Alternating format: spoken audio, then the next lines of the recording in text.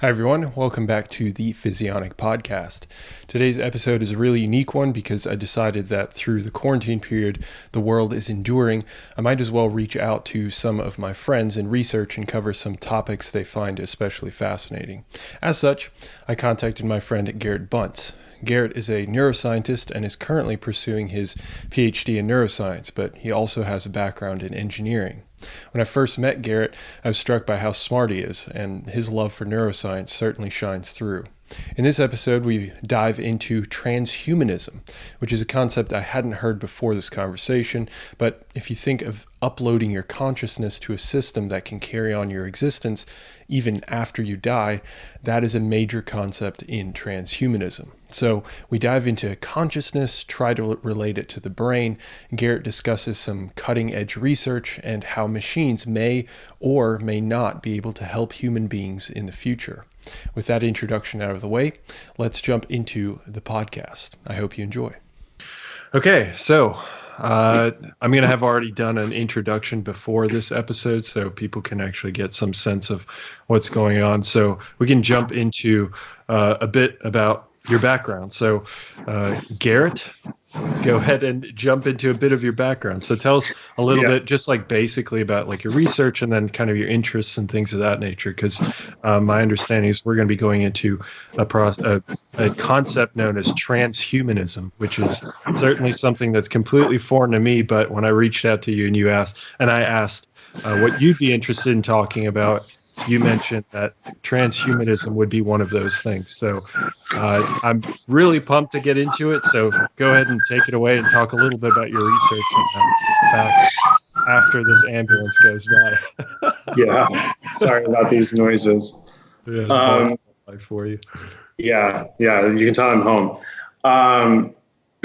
So I'm currently a second-year PhD student in a developmental neuroscience lab. But prior to getting into developmental neuroscience, I studied in a lab that looked at neural computation, which is kind of relating the mathematics of the brain into the mathematics of brain processing in a way that we can actually simulate and predict neural activity and how it correlates to behavior. As well, I have some background in biomedical engineering. When I was in undergrad at the University of Rochester, I majored in neuroscience, but also had a minor in biomedical engineering, where part of my research projects were also developing novel neural technologies to record brain activity. So kind of those pieces of background that I've kind of combined into one, now studying like the actual biological brain, has really led to this interest in how all of these things intersect in this grandiose idea of transhumanism, in which, to define quickly, I guess, would be it's really the concept of extending some aspect of human life using neural technologies. Extending life through neural technologies. Or not, it doesn't have to be, I guess it doesn't have to be neural technologies, but really through any technology. So a great example of kind of a transhuman character in like modern fiction would be the DC comic book hero Cyborg. He is someone who has integrated machines and robotics into his completely daily routine, and he actually cannot live without the machine. Now, that's not necessarily an aspect of transhumanism, but he has obtained this beyond human capabilities with the assistance of machines. Okay. And do you think that's something, I mean, before we actually dive into the main questions and whatnot, do you think that's something that's become kind of a forefront in people's minds, like in terms of, like you think that's a gateway to kind of the future? So granted, people are definitely looking to move that way. Elon Musk, when he opened his company Neuralink in 2016, I want to say, kind of came out with these like big overall goals that Neuralink was going to have. And one of them was being able to upload consciousness and upload the brain into a cybernetic realm. Right. So it's definitely at the forefront of people's minds, but I hope with this discussion we'll actually kind of realize this idea more, because right now it's kind of this fanciful idea of humanity trying to escape death. Okay. So it's got a bit of a morbid twist to it. Well, I mean, it's kind of like the idea, the everlasting search for immortality, and people think that this might be one of those, and so. Okay. So let me jump into the first question a little bit, because we had kind of talked about some of the questions we wanted to cover. So talking about like consciousness, right? How would you kind of define that for this discussion? Because that's something that we're going to have to define kind of going forward as we go into transhumanism. And then, I'll get to my second question afterwards, but how would you define that for this particular discussion? I realize it's pretty philosophical, but regardless. Yeah, so that's exactly what I want to kind of do, is not use the philosophical definition of consciousness, because when you get into a discussion about more of the philosophical side, it's really hectic and chaotic. And overall, there is no good definition of consciousness. We don't really have a good grasp of what makes consciousness so unique. Really, what we can describe it as, and I think for this discussion, the best way to think about it would be what is the minimal level of complexity and subjectivity and things that if we were to upload it into a computer, at the instant that it is uploaded into the computer and you are standing next to it, at that instance, you are both the same. You have had the entirety same conscious experience. So all prior experiences are the same. So then as soon as that thing starts, it is effectively you.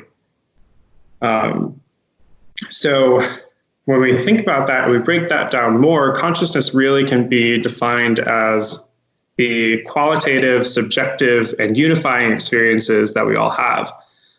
So qualitative being things like, I like plants, I like the color green or the color blue. Right. Yeah. Where subjective experiences are, I saw the sunset today and it was beautiful. Where this is qualitative as well, but it's also like, this is my own personal experience. And unifying would be that different sensory modalities are all kind of combined into one state, one experience. And that would be like combining the auditory sensation, the visual sensation, and maybe if you're like cooking or something, smell and touch, and all these other things that are non-primary sensory, like mood and emotion. Okay. Yeah. So do you, just to kind of offshoot off of that, so do you think that's something that's going to end up being able to be quantified then in some way, even though it's very much a qualitative experience, or it feels like a qualitative experience? Yeah. So the big reason that we should, and neuroscience is starting to look more into the realm of consciousness, is because while, yes, it is subjective, there is definitely something real about it. Like, we know it happens. We experience it every day. We know it's a brain phenomena. So of course it has to be able to be something that we can measure because it's happening. So just by that virtue, like, we should be able to, and that's not necessarily quantify it, but be able to create some sort of description of it. It's spoken like a true scientist. It's in the brain, so we have to have a way to measure it. Yeah, I mean, we also know, we know very well that the reason why the brain is the answer in this case is because there are so many disorders and instances where the conscious experience has been changed by neuroscience, by something happening to the brain. Such as trauma with the classic Phineas Gage, who was this guy, for those who don't know, who was a railroad worker. And one day he got impaled with a railroad spike and it pierced his prefrontal cortex. And after that, everyone had described that Phineas Gage was now a new person because of this trauma to the prefrontal cortex. And he didn't like the same things. He was angry at different people that he had never been angry at before. And this is truly, I think, a huge piece of evidence to suggest that consciousness is in the brain. Just again, that particular story kind of sparked another question for me, if you'll indulge me. If you were to start looking at this, would you start looking at kind of the higher order areas of the brain that are more defined by humans? Like you mentioned the prefrontal cortex, you think that's an area that you would specifically focus on? And do you think that you might look at some of those lower regions of the brain? Yeah, so it's kind of hard to say. And a lot of the modern research in consciousness is kind of mixed on how we should do it. There's some people who theorize that consciousness is this microcosm of different subset consciousnesses. So your auditory cortex, or you process auditory information, contains your auditory consciousness. And your visual area will contain its visual consciousness, and so forth and so forth. And that these combine at some level to create our overall conscious experience. And then there's other people who think, no, it's the entirety of the network, the overall global activity of the brain that encodes consciousness, that creates our conscious experience.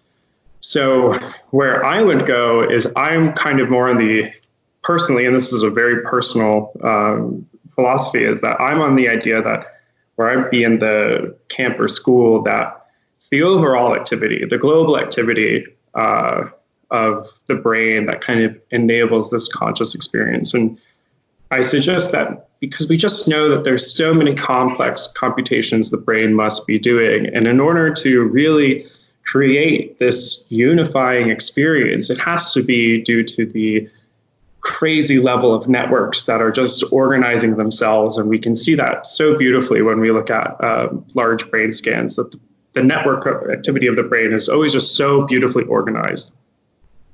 Yeah, I can certainly see that. I mean, of course, I don't have nearly the experience you do, but I mean, based off of my intuition, it seems like that would make a lot of sense to me.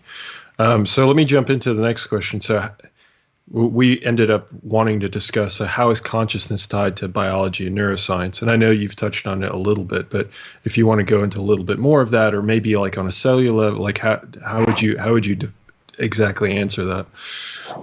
Yeah, so currently there's some, like I mentioned before, there's some hypotheses, and I think it's best to kind of highlight two of the most recent hypotheses that have come out. And one of them is actually was originally created in the 90s by Francis Crick, who was part of Watson and Crick.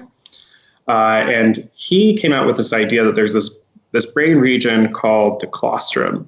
And it's only in higher order mammals and some reptiles.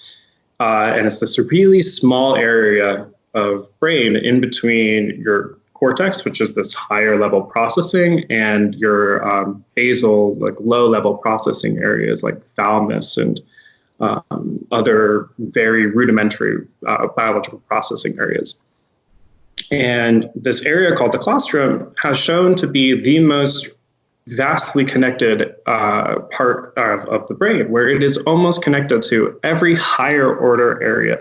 So the colostrum is connected to prefrontal cortex, motor sensory cortex, motor cortex, somatosensory cortex, visual cortex, all of these higher order areas that we believe to be part of this more conscious experience. It's connected to all of them. And it seems to be organizing and coordinating their activity at some level. So there's that hypothesis that this colostrum area is really the connecting area of our consciousness. Though the likelihood of one area being the keeper of consciousness is kind of it's called the seed of consciousness. Mm-hmm. Is kind of an abstract and silly idea, just because we don't know the colostrum well enough, and it seems to be only doing a coordination process, not really like a perceptual intention experience kind of processing. So a lot of people disregard this hypothesis. The other hypothesis is that global brain activity in awake animals, and humans in particular, have this frequency that if you look at a frequency map, it is enriched and always present when we're awake, behaving, or what we might say is we are conscious. And this frequency peak is around the frequency of 40 to 70 hertz, which is called the gamma frequency. And some people believe that the gamma frequency is kind of the keeper of consciousness, or this is the true seed of consciousness. And there's some more compelling data that came out actually just a few months ago where they looked at a projection in the brain, the thalamus to the primary visual cortex, which is a low-level sensory processing area to a high-level sensory processing area for vision. And they manipulated this 40 to 70 hertz gamma frequency when monkeys were asleep or under anesthesia. And what they were able to do is they were able to wake the monkeys up into a conscious state when they were deep in anesthesia by manipulating this. And what they've claimed, these authors, is that this is like some way a manipulation of the consciousness state. Now, it seems more awake and arousal to me, but it is one of the more predominant theories that is global and unifying in the entire brain. Whether it actually changes the animal's subjective experience is part of the problem, and why studying consciousness is hard is because we don't know what the animal's subjective experience is, and we can't ask them what their subjective experience is. Yeah, I imagine that's really tough, because it's almost like they should have some sort of definition for being able to experience and actually the experience, the way that we feel about the experience itself. So it seems like they woke these monkeys up, right? Essentially, they went from an unconscious state to a conscious state, but that doesn't necessarily mean that they actually ended up experiencing anything. Or, I mean, I'm sure they did, but actually being able to create that distinction between the two, at least in my mind, it seems like there might be a distinction between the two. Yes, yeah, and I think that that's probably the biggest argument for why this paper didn't fully grasp the entirety of consciousness, because that very issue. Yeah, it's almost like they took it extremely literally, like being unconscious, from being asleep, and then actually being conscious. I don't actually know. Is there a way to be conscious while you're asleep? Have you run across anything like that? I mean, I know it's kind of a strange question. Yeah, so I believe, and I would say that many people would suggest that there's some aspect of dreams that are a conscious experience, right? Mm-hmm. They are subjective experiences. We navigate them and we remember them and we have feelings towards them. So we have some sort of qualitative experience while we're in the dream. Mm-hmm. So I would say, and a lot of the times they are what we might suggest be unifying or something, where they're we hear things, we see things, and sometimes we even feel things while we're dreaming, or like feel things, being like touch things and have that response. So there is some aspect of it that seems to be very, very much like consciousness, and it meets some of the more stringent criteria. The only thing there is it's not a perfect definition, because there also seems to be features of consciousness like intention, like we have a motivation to do something, and so we are in control of that action, where a lot of the times in dreams we are kind of passive viewers of the experience and we are not active agents. One of the things of consciousness is that we are active agents in our environment. And so that might be where dreams being a form of consciousness is kind of iffy. So without even jumping into this whole transhumanism discussion, we've already had difficulty with the idea of consciousness, on kind of a neuroscience level, trying to pinpoint where it is. I mean, again, it seems to me that I certainly appreciate your understanding of it, that it's more of a a whole brain process. It's not like Crick with that single point in the brain being kind of the master regulator of consciousness. So, but with that in mind, with those two hypotheses in mind, what way do you think that machines can play a role in consciousness then? Yeah, so currently we have neural recording devices that are they're growing every day, and how many more neurons we can record from. We have some people in the field now saying that they've recorded from tens of thousands of neurons at the same time. And we are now able to image large areas of the brain at really fine resolutions. So we can see the instant by instant changes and fluctuations in neural activity. So machines are being much more, are doing an incredible job at being able to record the brain. As well, we are developing so many cool technologies and able to predict what the brain activity is intending to do. So just this past month, a really smart group, I believe they were at, oh gosh, I don't want to mess this up now. I believe they were at, crap, I'll figure it out. Yeah, I don't want to. Anyway, this paper published in Nature Neuroscience this past month used a form of neural recording called ECOG arrays, which are small electrodes that sit on the brain, or they sit on the skull, and they pick up the kind of large, low-pass filtering brain waves, or the electrical activity over certain regions. So you can see kind of more local fluctuations, but it's not at the resolution of a single individual neuron. Okay. And they took this brain-wide activity, and they were able to train a neural network, or an artificial neural network, the way that your phone recognizes your face. And they were able to take the neural activity and predict what the person was reading. So they asked the subjects to read a passage, and they would look at the neural activity, and they would predict what the passage they were reading was based off of the global neural activity that was going on in the brain. And they were able to do it well. So we're able to really pick up some really cool things and to find neural correlates to really complex things like speech. That is it's just mind-blowing what we can do now with some of these computer scientific techniques and neural technologies. So there's a certain level of predictability then about those particular regions of the brain. Like you're talking about how big are these regions that they're actually measuring? You mentioned that they're not down to the single cell necessarily, but they're taking many, thousands, couple thousands? It would probably be in the order of 10,000s. Okay. So they're picking up the global activity of around like 10,000 neurons. Huh. Okay.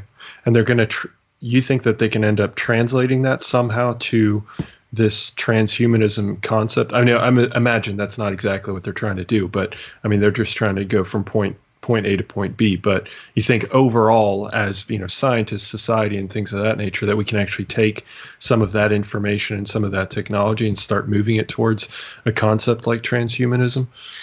Yeah, so I mean, people are definitely wanting to move down that route, and I think that that's what people like Elon Musk, who believe that they're able to do this, or the Brain Initiative, who they thought that they were also going to do some wild things with consciousness. That's definitely the route that people are thinking about. Like, how can we build models of individual people's neural activity in a way that captures their experiences? Yeah, that would be really incredible. So let me ask you kind of a tough question then. Do you think that it's actually possible? In the current state, if it is possible, it won't be founded in our lifetime. which is, and the reason why I say that is because we're really just scratching the surface of the complexity of the brain. To even just small experiences like how we make a decision between two objects, we are nowhere near understanding the really basic biological principles in the brain that govern these things. And each day we are really finding just so many incredible things. Like one of the most outstanding findings about being able to replicate brain activity is the fact that neurons are not the only active agents in computation, meaning when a brain is active and neurons are firing and making these circuits with one another, processing information, they're not the only cell type that does this. We know that microglia are involved and other glia, which are cells that are not a neuron, but they are also in the brain, meaning they don't have the dendrites, soma, axon, and axon terminals, but they are involved in some form of communication. Like some of them are maintaining health in the neurons, and others are actually communicating and modulating signals in the brain, like astrocytes. Astrocytes undergo this process called astrocytic waves, where one of them will have a change in electrical fluctuations that propagates through a bunch of these astrocytes, and this has been shown to modulate some aspects of neural activity. So now, not only do neuroscientists have to take the billions of neurons in the brain and map their activity, but now we also have to add these different cell types and understand how they're being involved in these processes to really simulate and emulate our conscious experiences. Because clearly all these things are involved, or else they wouldn't be so important for brain processing. And as well, as well, even the basic computations of a neuron are changing every day. So in fundamental neuroscience, the way that neurons communicated with one another was via the action potential, where the action potential is this strong electrical wave that propagates from the neuron cell body to the axons, where then it's released either chemically or via electrical synapses. And that then causes a change in electrical activity in a downstream neuron. Well, recently, we've discovered that neurons can actually use the dendrites to already begin processing information. Before they even get down to the soma or the cell body, before an action potential even occurs, we already have processing in dendrites. And so that level is something that we don't typically record when we're recording from neural activity. We don't get that small fluctuations at the level of a dendrite because those are just so small. But they're clearly doing something really, really important to how the neuron's going to behave in the end. So just going off of that more, then, so does that mean that, the electrical impulse, just kind of leave it relatively simple, or the action potential, that may not be 100% of the explanation anymore. That might be some percentage of the explanation for how these neurons are actually communicating with one another. Yes.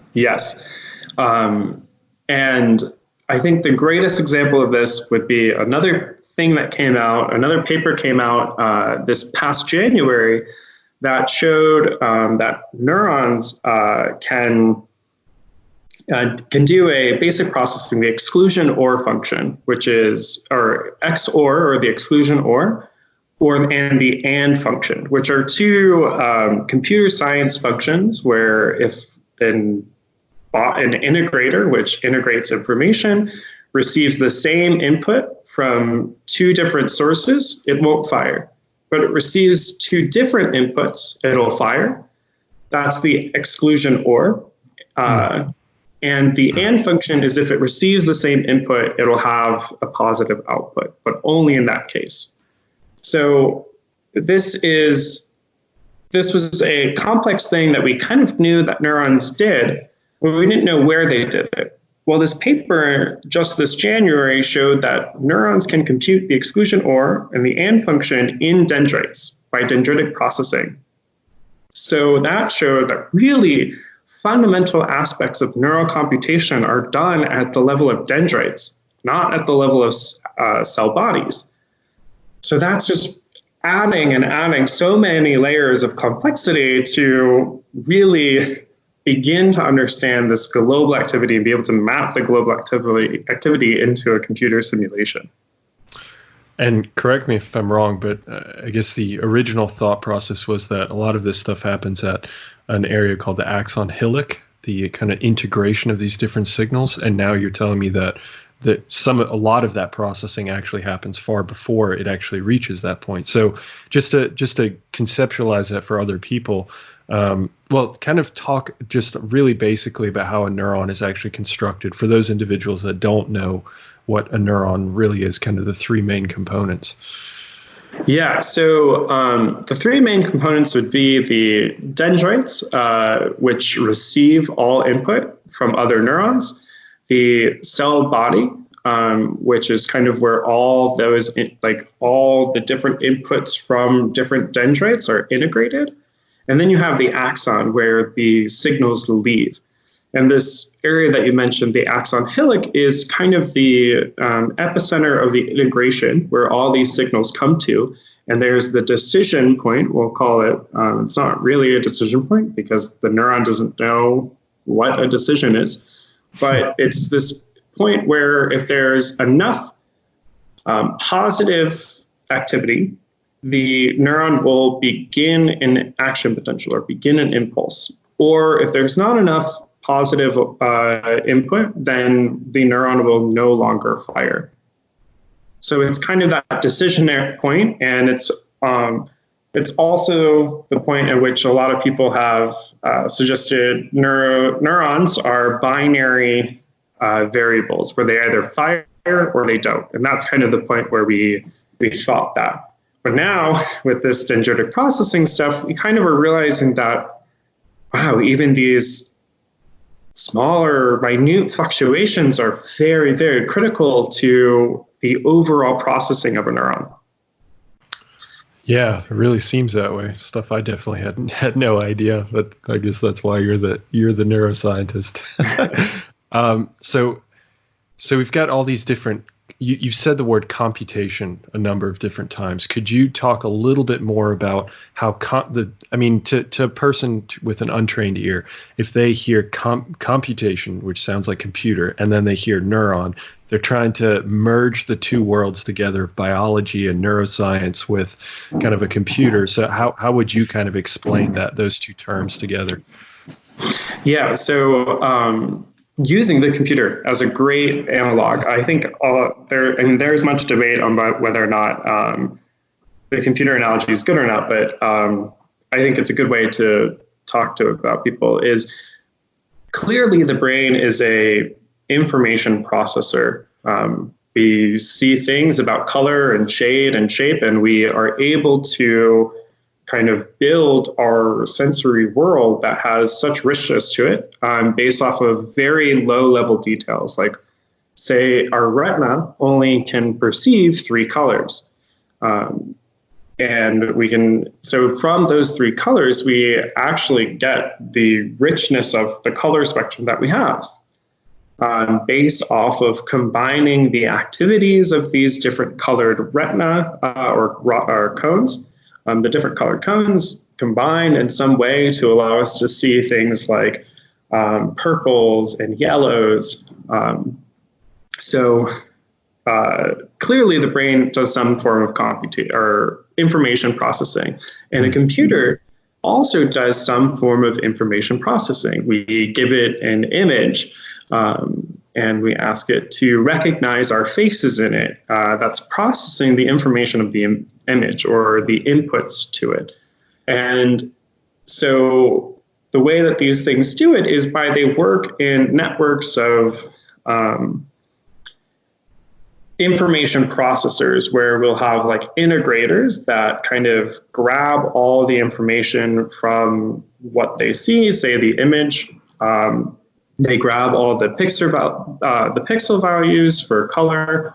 Then they kind of do some sort of differentiation on them where they subtract from different sides of the image, and then they completely get to a point where they can recognize your face by doing all these mathematical operations on the original image.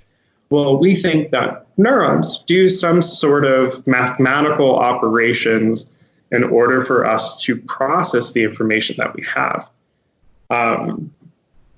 Is this the true thing that neurons are doing? I mean, they're not aware that they're doing math. We're just saying that it is the processes that they are undergoing can be described in this way, in this mathematical way. And we think that it's a good way to kind of get a prediction about how brains work. Yeah, okay, great. Yeah, that's a great explanation.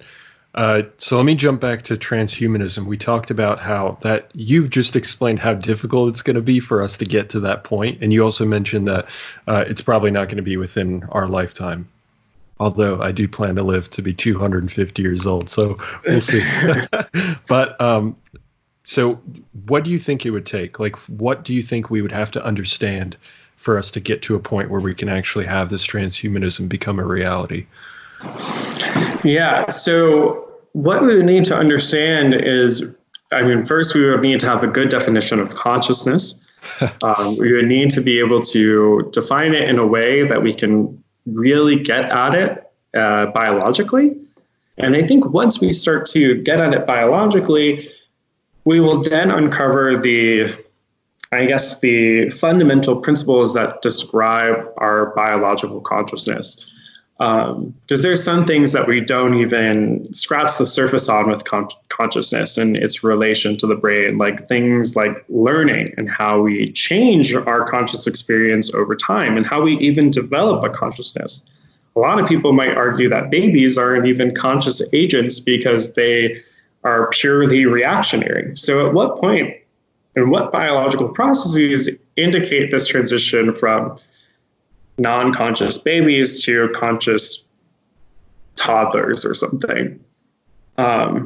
So we really need to have a much stronger understanding of how consciousness arrives and how consciousness stabilizes, I guess, if that makes sense.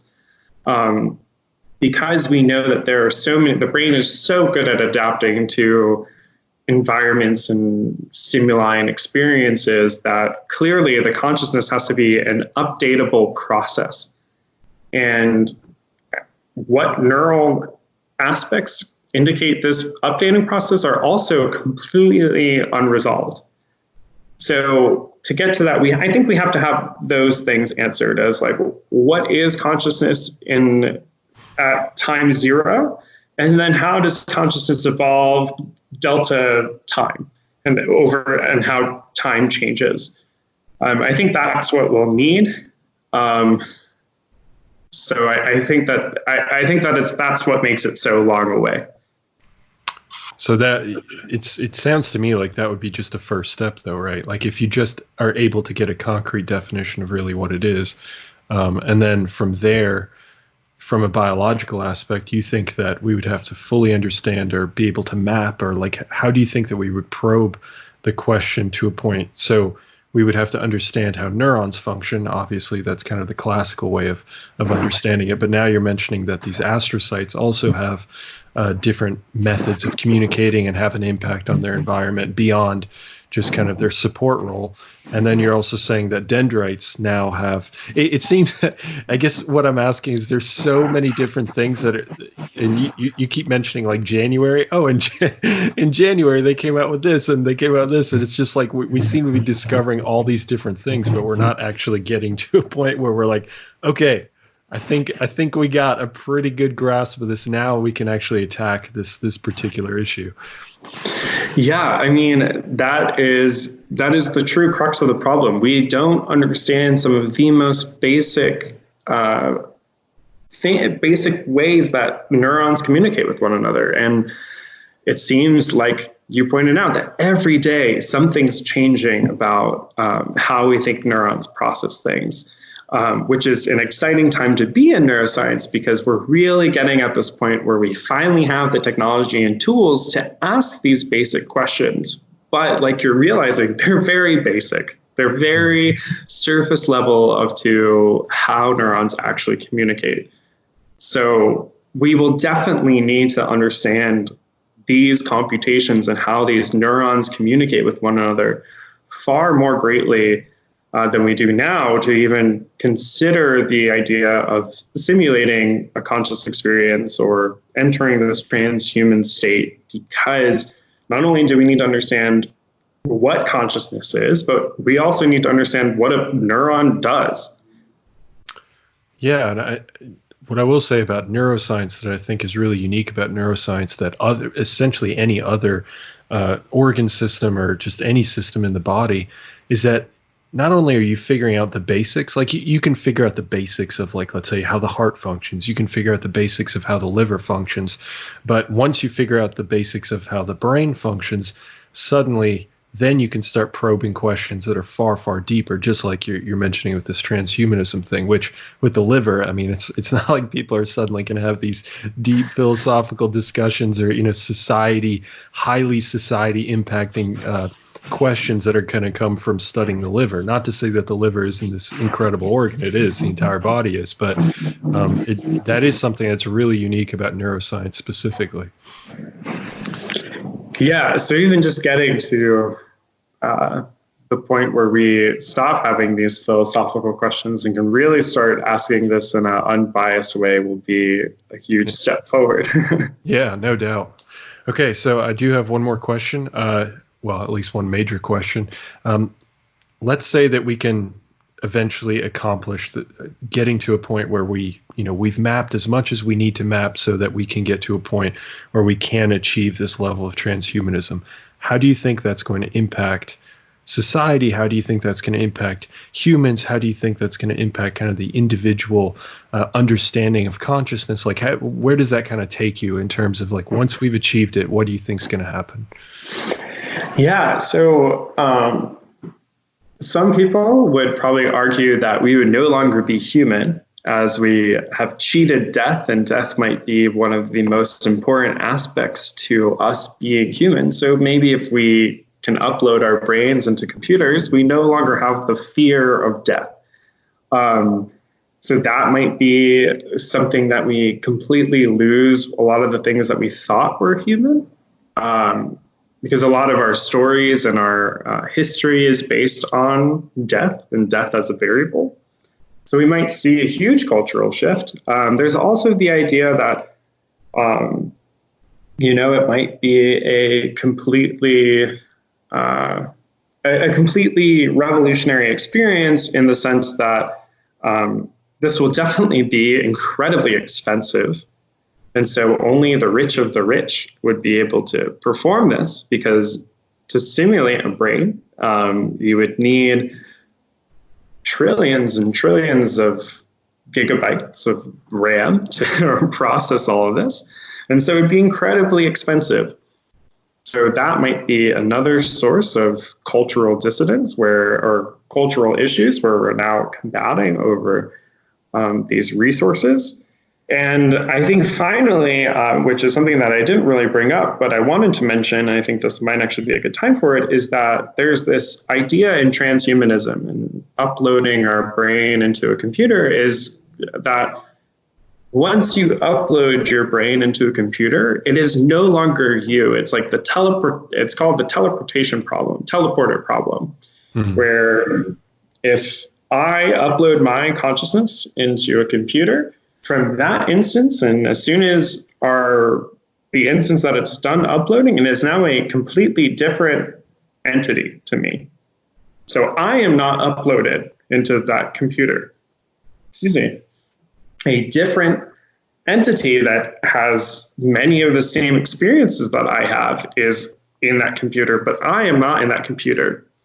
And this might be a very strong source of anxiety for people, because it's kind of defeating, where you're no longer the agent that was granted immortality, someone else is, even though they have almost all the same experiences.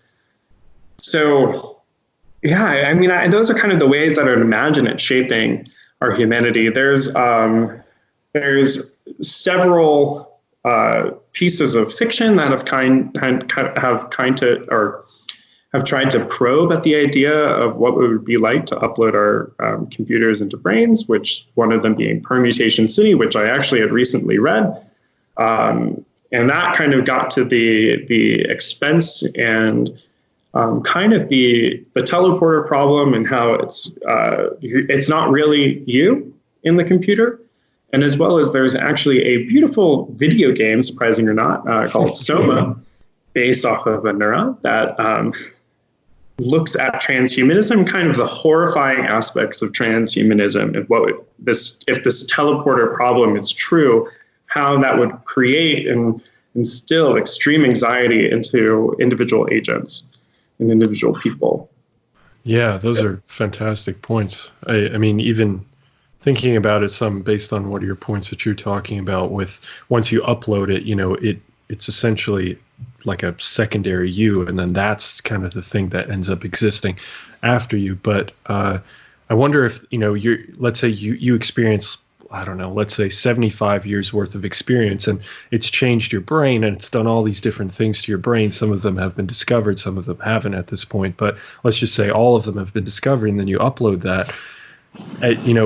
Experiences aren't necessarily things that you can control. So like you can control how you react to them, but if that entity ends up experiencing things that are independent of what you've experienced over the last 75 years, I mean, I would imagine that it would start changing. It wouldn't be the same thing that you are. The moment it gets uploaded, you're going to be as similar as you'll ever be. And then the moment, time starts ticking away, every experience that's going to be different between the two of you will end up leading to a change in personality and whatever consciousness, like whatever, however you end up defining that. Yeah, and if one of the most important aspects to a definition of consciousness is subjectivity, then you're exactly right. Then as soon as that uploaded version of me gets to have its own experiences, it is now a completely different conscious entity than me. We might have the same origin story, but we are no longer the same entity. It's kind of like, in a silly analogy, it's like the Superman or Spider-Man and the Amazing Spider-Man. They have the same origin story, but they're two completely different characters that have experienced different things throughout their comic book canon. Yeah, that's such a cool concept. I really wonder how that's going to turn out. I do have one last question, actually. I know I said the last one was, but what's something that you think is just overwhelmingly super exciting about this whole transhumanism discussion and just kind of the world of transhumanism, like what it can bring in the future? Like what's something that really gets you going? Yeah, so I think the beautiful thing about these ideas and stuff is that they're still kind of motivating cool science. I think scientists, and I know personally, and other people are really motivated by understanding consciousness and kind of getting to a point where we might be able to do that. Again, I don't think that it's going to happen in our lifetime, and but it's motivated cool science. And I think that the things that are being progressed on, like Neuralink, in particular, going back to Elon Musk's company, are really starting to put out some cool science with the brain-machine interfaces. So one of the groups that, or one of the conditions that is going to receive a lot of novel technologies over the next 10, 20 years is, say, the paralyzed or paraplegic groups, because we're now having the technologies to record from thousands and thousands of neurons, as well as being able to decode these immense amount of neurological data that we will. We're then going to be able to develop really cool prosthetics and other brain-machine interfaces to allow and give these people the ability to walk and move, any appendages that they are no longer able to use due to some trauma or some biological disease, that will actually work. And we see these technologies being developed and revolutionized daily now, and it's only a matter of time till we have one that truly works. Do you think that level of technology, so we've talked about consciousness and whatnot, so you're taking a few steps back, right? So do you think that kind of technology would be something that would be achievable in our lifetime? Absolutely. I think that technology will definitely be seen in our lifetime, as we already have some brain-machine interfaces, such as prosthetic arms, that are doing wonders to help people now. And people are getting really close to answering these questions. We're still a far way away because there is some issues with understanding how motor cortex works. A lot of these prosthetics, there's evidence to suggest that our brain actually learns how to use the prosthetic, not the prosthetic being able to read our brain activity. Mm-hmm. So another kudos to the brain for being such a cool tool. Right. But we are getting closer and closer to really developing some of these amazing technologies, like the speech or the reading interpreter or decoder that I mentioned earlier in our discussion, as well as these prosthetic brain-machine interfaces. They're really on a steep incline in how they're being developed. New things are coming out daily. So you think that Neuralink, you've mentioned it a few times, you think that Neuralink is kind of headed in the correct direction when it comes to studying this kind of stuff? Yes, absolutely. They've come out and said, like, these are the things that we're actually doing because they're realistic, achievable goals, still kind of towards that same fanciful, trying to escape death kind of idea. Right. But it's a much more realizable goal that will still have a great impact. And other companies and researchers are also making great strides in this. I don't want this to be just a Neuralink only thing. They're just, Elon Musk's such a well-known figure that it's easy to comprehend him thinking like this. But also, like, BlackRock Microsystems is really doing incredible work in this. And then all universities typically have some really incredible researchers that are getting at developing these neural technologies, such as brain-machine interfaces. I know I keep saying that this is going to be my last question, but I genuinely have one more question. Do you think that neuroscience is going to end up branching, where you have this subset of neuroscience that's going to be focused on this specific area of research? Yeah, so you already have that. You already have conferences that are dedicated only to neural technologies and brain-machine interfaces. Like, that already exists in the neuroscientific community. Just because it has to. There's so many different variables in the brain that are important to understand disease and disease states. And as we both know, in modern biological sciences, that's kind of the way to do research, is to have some sort of disease state or disease relevant model to be able to get funding for. So brain-machine interfaces is just one subset of that answer, or helping people with motor disorders and other things is one subfield of neuroscience, because there's just so many other issues that come up when the brain's malfunctioning. Yeah, that's really cool. Yeah, it's a fascinating area.